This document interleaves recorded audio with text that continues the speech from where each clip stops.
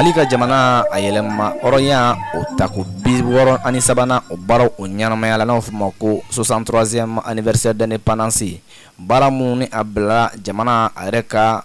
dɛmɛ ani a ka lakana okumu kɔnɔna la.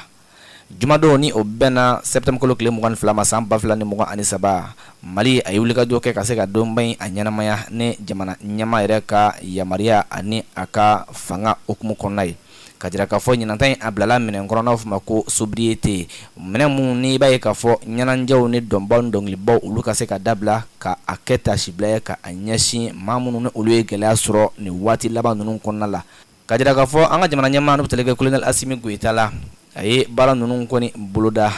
sɔgɔmada soli fɛ ni o bɛnna jumadon ma 20 septembre don yɛrɛ a bɛ fɔ ma ko lazala ko a ye wulikajɔ kɔni kɛ ka se ka taa yiri feere n'a fɔ ma ko fleur ka taa o kɔni bila mun bɛ monument de l'indépendance la. O bɔlen kɔ a ye wulikajɔ kɔni kɛ a fɔ ma ko cérémonie de prise d'armes a ye o ɲɛmaya o kuntigiya fana ta o baaraw kɛla a ɲɛna génie militaire la Bamakɔ faababa in kɔnɔna la. O bɔlen kɔfɛ k'i b'a ye k'a fɔ a ye wulikajɔ fana kɛ mun bɛ kɛ yɔrɔ min bɛ fɔ mémorial militaire a taala ka taa fleur bila fana kɛ n'u bɛ kɛ yiri feere la. Nin bɛɛ lajɛlen ye tasibila ye ka ɲɛsin maa minnu ye o ni o golo bɛɛ lajɛlen di Mali ka se ka bɔ jɔnyajuru la ka se ka kɛ Mali ka kɛ a yɛrɛ ta ye. O hukumu kɔnɔna la ni tako 63 n'i y'a ta k'a lajɛ a bilalen bɛ minɛn mun kɔni kɔnɔna la Mali ka se ka wulikajɔ kɛ an ka bɔ jɔnyajuru kɔnɔ o kɔfɛ an ka lakana o ka se ka sabati jamanadenw ka jamana ka kɛ o ta ye ka sɔrɔ a ma kɛ ni kɛlɛ ni wɔyɔ ye. Ni lajɛba mun ni a fɔlen filɛ nin ye k'i b'a ye k'a fɔ jamana ɲɛmaa o ka yamaruya kɔnɔ o kɔfɛ jamana premier ministre tun bɛ yen nɔ ka taa se conseil national de transition o ɲɛmaa ale ministre de la défense ancien combattant o fana tun bɛ yen nɔ wa chef d'état major général an ka armée kɔnɔna la olu bɛɛ lajɛlen fana tun bɛ yen nɔ fo ka taa se partenaire technique fana ma Mali kɔnɔ yan nɔ. O kɔfɛ a fɔ ma ko corps constitué olu fana bɛɛ lajɛlen tun bɛ kɛnɛ in kan ka taa se fasodenw ani jamanadenw ma caman ma ni kɛnɛba in kan. Ka jira k'a fɔ mun bɛ kɛ défilé militaire la o baaraw kɔni tɛmɛla jamana ɲɛmaa kelen kɔni ka yamaruya di k'i b'a ye k'a fɔ o kɔfɛ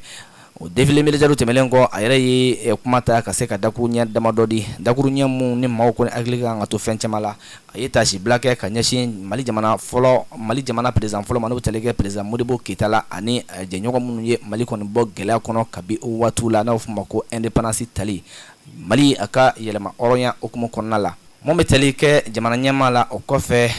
a ye ɲɛfɔliw fana kɛ ko mun yɛrɛ y'a to ɲina 20 septembre a bilala ni hukumu kɔnɔna la n'i y'a ta k'a lajɛ ko an bɛ don min i ko bi gɛlɛya minnu bɛ ka ta ka se jamanadenw ma o maa min o maa bɔn o tɛna se ka maa dusukun kɔni timɛ i ka se ka wuli ka ɲɛnajɛw boloda ko o de kama a ye nin baaraw kɔni ta k'a bila ni minɛn kɔnɔna la ka se ka kɛ tasibila ye ka ɲɛsin maa minnu filɛ ka bɔnɛ o nin na o maa min o maa bɔn ani u ka denbayaw ma. Hakilina in tɛ dɔwɛrɛ ye ka se ka wa dɛmɛ minnu bɛna don 20 septembre baaraw la ka o kɛ dɛmɛ ka ɲɛsin nin denbaya o ma maa minnu kɔni nin tola la fo ka taa se maa minnu fana ye gɛlɛya sɔrɔ maa jugu u ka wulikajɔ nin la ka ɲɛsin buna adamadenw ma bato in kɔnɔna la n'o fɔ ma ko Tombouctou o bato kɔnɔna la. Nka o kɔfɛ tuguni k'i b'a ye k'a fɔ a ye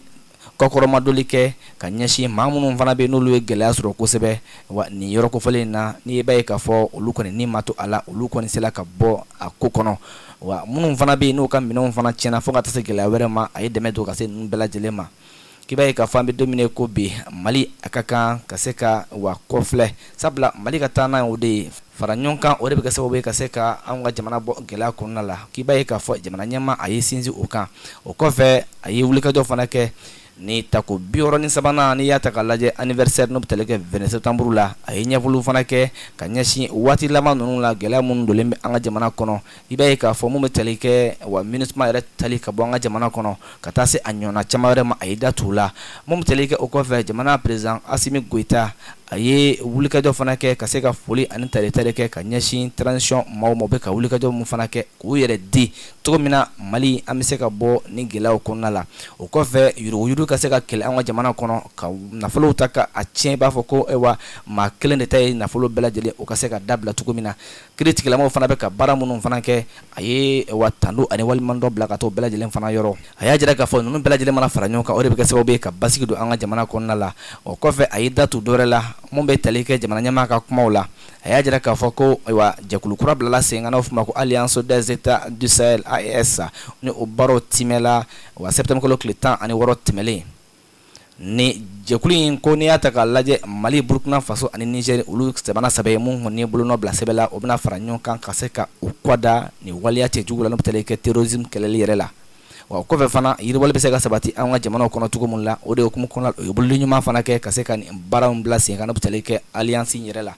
Hakilijigila k'i b'a ye k'a fɔ jamana ɲɛmaa a y'a fɔ ko fɛn fɛn bɛ tali kɛ bolodi ɲuman na an bɛ don min na i ko bi o de bɛ se ka kɛ sababu ye anw ka jamana ninnu bɛɛ lajɛlen ka se ka hɛrɛw sɔrɔ kɛrɛnkɛrɛnnenya la jamanadenw o kɛla jamana ɲɛmaa ka wa kɔrɔfɔw ye. Wa mun bɛ tali kɛ jamana ɲɛmaa na halisa a ye sinsin a kan ka tila ka a fɔ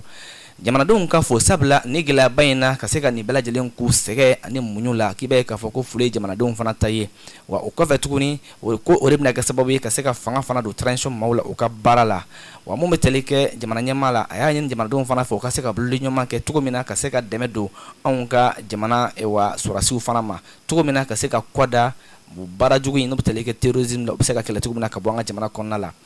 A kɔfɛ a ye sinsin kɛ kuma fana sara wa journaliste walima kunnafonidilaw la n'a bɛ f'o ma ko media maaw kunnafonidilaw a y'a jira k'a fɔ ko jɔyɔrɔba bɛ anw ka jamana kɔnɔ fasoden ɲumanya baara fɛ wa kunnafoni di la ka se ka jamana bɔ gɛlɛya kɔnɔna la wa baara minnu i tɛna se ka don a la cogo si la n'i tɛ a dɔn o de la a y'a jira k'a fɔ ko wa kunnafonidilaw ka se ka janto o yɛrɛ la.